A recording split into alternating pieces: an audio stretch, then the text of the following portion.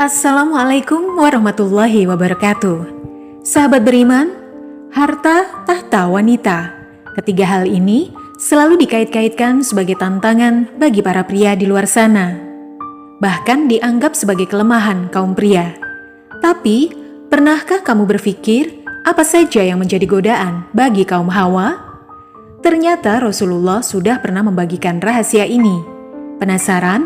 Tonton video ini hingga akhir.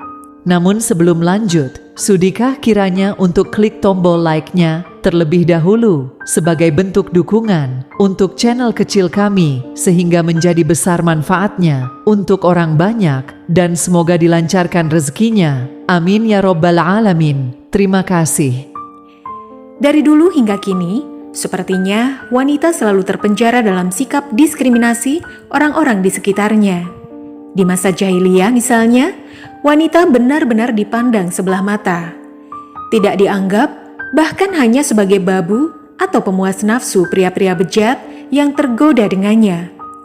Dulu, mau sekeras apapun wanita melakukan perlawanan, pastinya akan berakhir sia-sia. Tak ada yang bisa memperjuangkan harga diri mereka kecuali diri mereka sendiri. Sebab, para pemimpin pun sama sekali tak peka dengan status wanita saat itu. Perlakuan buruk ini sebenarnya dilatar belakangi oleh akidah atau keyakinan yang melenceng dan juga bobroknya akhlak di masa jahiliyah. Dilansir dari channel YouTube Santri Senior, Kiai Haji Toha Abrori menjelaskan bahwa perempuan begitu dipandang negatif dalam pergaulan masyarakat jahiliyah. Bahkan, orang-orang jahiliyah menganggap bayi perempuan sebagai aib. Misalnya saja yang tercantum dalam surah An-Nahl ayat 57 hingga 59. Dan bagian dari kekafiran mereka adalah kepercayaan mereka bahwa para malaikat adalah anak-anak perempuan Allah. Maha suci Allah dari apa yang mereka katakan ini. Padahal mereka sendiri selalu menginginkan anak-anak laki-laki.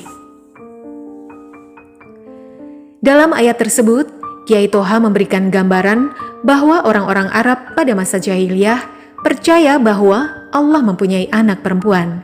Yang dimaksud al-banat dalam ayat itu adalah para malaikat. Orang-orang jahiliyah meyakini bahwa malaikat itu adalah anaknya Allah. Pada ayat itu, Allah Subhanahu wa Ta'ala menjawab dengan lafaz Subhanallah atau Maha Suci Allah yang memiliki makna bahwa keyakinan orang Arab jahiliyah bahwa Allah mempunyai anak perempuan itu adalah salah.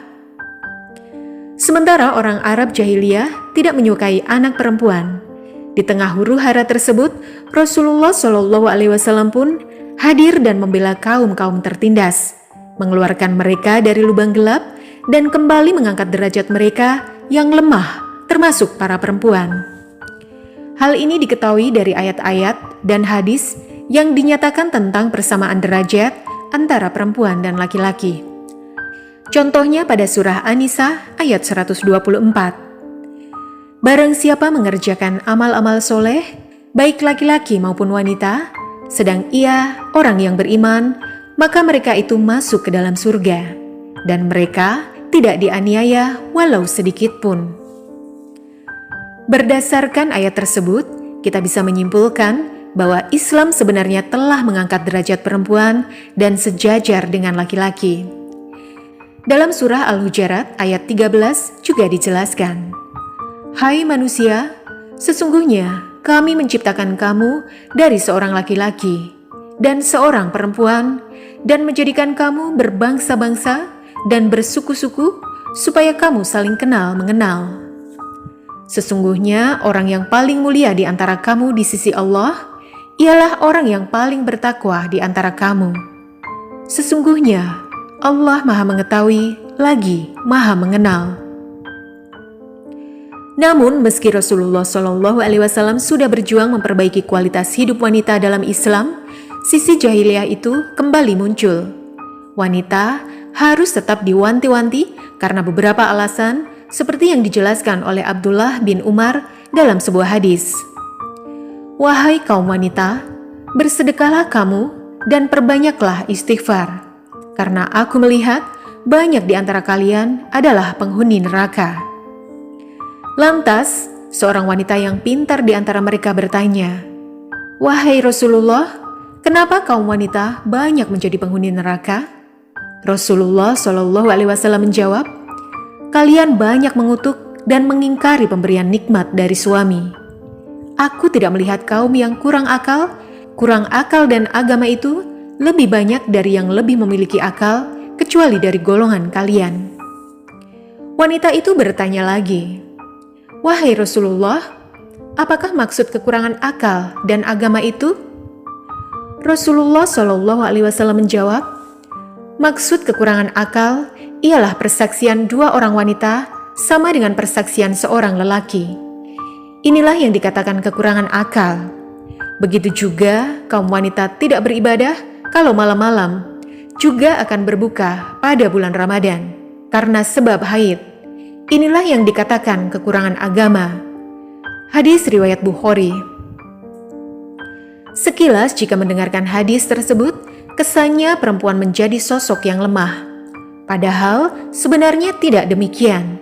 Secara psikologi, perempuan dinilai memiliki kepekaan sosial dan sisi emosional yang lebih tinggi dibanding laki-laki. Karena alasan inilah yang membuat beberapa ulama sepakat bahwa perempuan mungkin kurang jernih dalam mengambil keputusan, terutama terkait urusan-urusan publik. Namun, perlu diingat bahwa pernyataan tentang kurangnya akal perempuan hanya dalam persaksian dan masih dalam ranah ijtihad, belum mendapatkan putusan yang pasti. Hal ini juga menyebabkan wanita sering dianggap kelas kedua dalam berbagai aspek. Meskipun saat ini wanita dianggap memiliki potensi yang sama, bahkan lebih baik daripada laki-laki. Dalam majalah Forbes, dijelaskan bahwa wanita memiliki kecerdasan tidak hanya IQ, tetapi juga EQ atau kecerdasan emosional. Bahkan otak wanita dikenal lebih aktif dibanding pria.